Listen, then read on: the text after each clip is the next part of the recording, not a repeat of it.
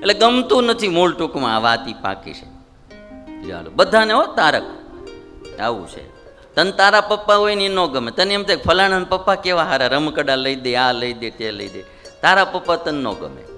તારા મમ્મી તને ગમે એટલો હાચતા હોય ને એ તને ન ગમે. મમ્મી આમ કરે ને મમ્મી તેમ કરે, તને એમ થાય પાડોશી ને મમ્મી કેવા હારા છે. આ બધી બહુ માઠાકૂટ. લ્યો બે દી જાય ને તો ખબર પડે કે મમ્મી મમ્મી ભાઈ એમ. પણ તોય આપણું આ પ્રશ્ન બહુ મોટો રહ્યા કરે છે, પપ્પા આમ કરે ને મમ્મી આમ કરે. એટલે આ બધું મારે ને તમારે બહુ સમજી રાખવું જોઈએ કે ગમેલું મળેલું જે છે એને ગમતું કરવું જોઈએ. એક ગામમાં બહુ મોટું પૂર આવ્યું. તે પૂરમાં ઘણું બધું બધાને નુકસાન ગયું. કોઈના ઘર પડી ગયા, કોઈના તણાઈ ગયા, કોઈના માણાઈ તણાઈ ગયા, ઢોરે તણાઈ ગયા, ઘણું બધું નુકસાન આવ્યું. પછી સરકારી અધિકારીઓ બધું ગામનું સર્વે કરવા આવે કે ભાઈ કોને કોને નુકસાન ગયું હોય તો એ પ્રમાણે એને બધું ભરપાઈ કરવું, એમ થોડું થોડું આપવું, રાહત આપવી. એમાં સરકારી અધિકારી નુકસાનીની નોંધણી કરવા માટે નીકળ્યા હતા.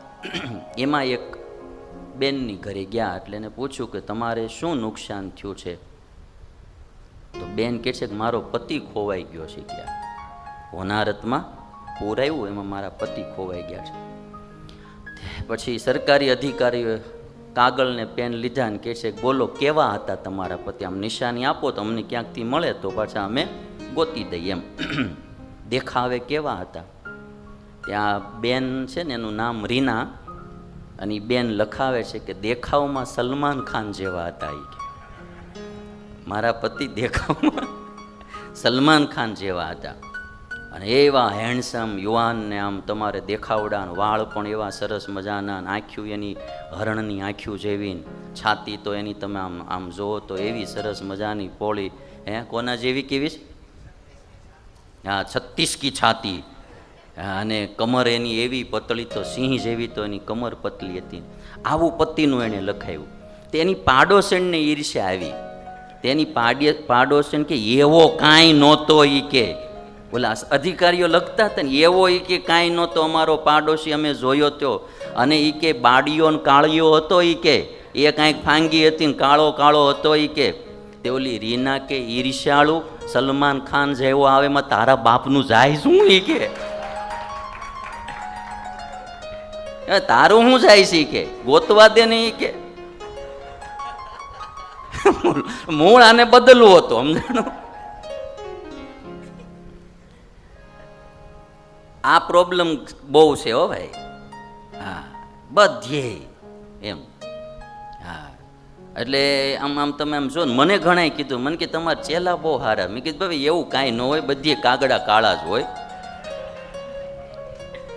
સારું મોડું બધાને હરકું જ હોય ભાઈ. એમ બહુ અવળી સારું ના તેનું, પણ કોઈને પોતપોતાનું ગમતું ને ટૂંકમાં એમ વાત છે. આ બહુ દુઃખનું મોટું કારણ છે. સંકેતન સ્વામી કયો હાલો, પોતાનું કોઈને ગમે નહીં. એટલે આ દુઃખ છે ને એ બહુ ભારે દુઃખ છે. એટલે મારે તમને બધાને જો મોજમાં રહેવું હોય ને, જેણે એને એક વાત તો નક્કી કરી નાખવી કે જે મળ્યું છે એને ગમાડતા શીખવું. પહેલી વાત ઈચ્છા કરવાની, મેળવવા, મહેનત કરવાની. નો છતાંય મળે રાચી રહેવું. પછી ઉદાસ ને ટેન્શનમાં, ચિંતામાં એમ નહીં વયું જવાનું. હશે ઈશ્વરની ઈચ્છા, એમાં બી ક્યાંક સારું હોય. મને તો જીવનમાં એવા 2-3 પ્રસંગો છે મારા અનુભવ કે આપણે કંઈક ઈચ્છા કરી હોય ને ભગવાને એ હરખું ન આવવા દીધું હોય ને, એમાંથી જ આપણું હરખું થયું હોય. લ્યો એ હરખું ન આવવા દે, ઈચ્છા પૂરી ન થવા દે ને ભગવાન, એમાં જ તે આપણું સારું હોય. જો એ વખતે ઈચ્છા પૂરી થઈ ગઈ હોય તો આપણી લાઈન આખી કંઈક જુદી હોય. હાલો અમુક ઈચ્છાઓ પૂરી ન થાય એમાં ઈશ્વરે આપણું કાંઈક સારું લખ્યું હોય.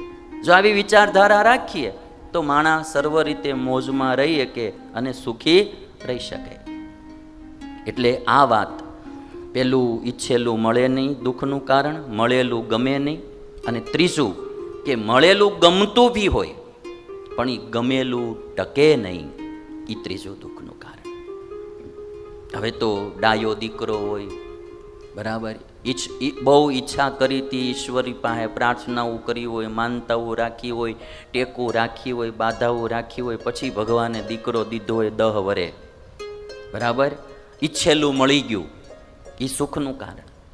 હવે મળેલો દીકરો પાછો ભગવાને ડાયો દીધો હોય, હોશિયાર હોય, ડાયો હોય, બહુ ગુણિયલ હોય, કયાગ્રો હોય, એટલે મળેલું ગમી બી ગયું, બરાબર, પણ અચાનક એનું અવસાન થઈ ગયું, કોઈ એક્સિડન્ટમાં થઈ જાય, કોઈ બીજી ત્રીજી રીતે થઈ જાય, તો ગમેલું ટકે નહીં, એ વળી પાછું દુઃખનું કારણ થાય. એવી ઘણી બધી ચીજો આ દુનિયામાં હોય કે જે મળેલું ગમી બી જાય, ઈચ્છેલું મળી જાય, મળેલું ગમી બી જાય, પણ પાછું ગમેલું ટકે નહીં. આ ત્રણમાંથી પાર થાય તઈ માણસ સુખી થાય. કયો ભાઈ? એટલે આ ત્રીજી ઘટના જે છે એ પાછી એવી છે કે આ દુનિયા નાશવંત છે, આ જગત ઈશ્વરે આખું નાશવંત બનાવ્યું છે. અહીંયા બધી ચીજનો નાશ થયા કરે ભાઈ. અહીંયા કોઈ વસ્તુ પરમેનન્ટ નથી. અહીંયા આ દુનિયા પાસે એમ તમે જોવા જાઓ ને તો હરખો 2000 વર્ષનો ઇતિહાસ નથી. લો, 2000 વર્ષમાં તો આખી દુનિયા બદલી જાય, આખું બધું બદલી જાય, હતું નહોતું થઈ જાય. 2 વર્ષ પહેલાં શું હોય ને 2000 વર્ષ પછી શું હોય? 2000 વર્ષમાં તો આખી રીત રિવાજ બધું ખબર ન પડે તમને. આપણા ભારત દેશના 2000 વર્ષના ઇતિહાસમાં જુઓ તો કેટલા લોકો આવ્યા ને રાજ કર્યા ને જ્ઞાન, ઘડીક આની સલ્તનત ને ઘડીક આની સલ્તનત ને ઘડીક આની. 2000 વર્ષમાં કેટલું બદલી જાય. એક વાત મારે તમારે યાદ રાખવી રહી, આ દુનિયામાં સ્થિર કાંઈ નથી, શાશ્વત કાંઈ નથી. હા, મારે તમારે બધાએ આ વાત યાદ રાખવી. જેને પરમેનન્ટ, એટલે આજ મારે વાત એ કેવી છે, પરમેનન્ટ સુખી થવાની. હા, હું બધા સબ્જેક્ટ લઈશ. હા, એક દિવસ મારે પહેલું સુખ તે જાતે નરિયા, સ્વાસ્થ્ય આપણું કેમ સારું રહે એના હારા ઉપાયો મારે બધા બતાવવા છે. જે કંઈક હું મારા જીવનમાં રાખું છું, બીજાના જીવનમાં જોઉં છું, માણસનું સ્વાસ્થ્ય સારું રહે. પહેલું સુખ તે જાતે નરિયા. બીજું સુખ સંપનું, સંપ વિશે વાતો કરવી, પરિવાર વિશે વાતો કરવી, અને એ બધા એક દિવસ સબ્જેક્ટ મારે લેવા છે. પણ આજ મારે એ સબ્જેક્ટ લેવો છે થોડો, કે મારે ને તમારે બધાએ જીવનમાં જો પરમેનન્ટ સુખી થવું હોય તો થોડો જીવનમાં વૈરાગ કેળવવો બહુ જરૂરી છે. વૈરાગ કેળવવો ખૂબ જરૂરી છે. અને એની માટે હું તમને સૌથી પહેલાં